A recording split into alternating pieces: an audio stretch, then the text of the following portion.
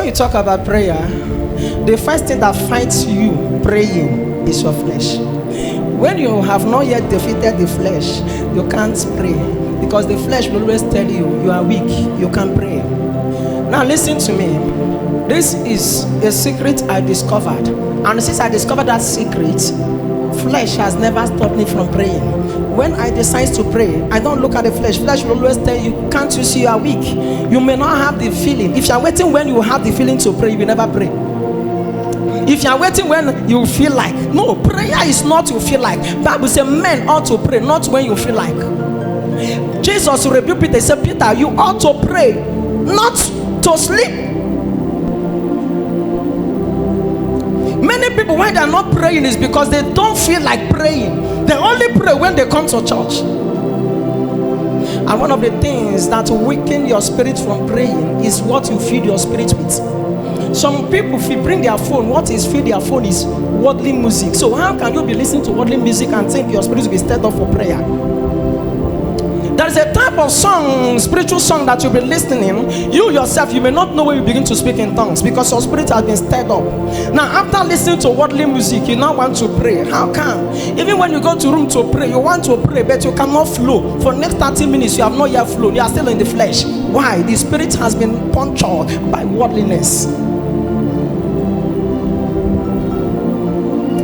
What you see here affects your spirit, because the soul is in between the spirit and the body. Now, the soul dances on the tunes of the one that is well fed.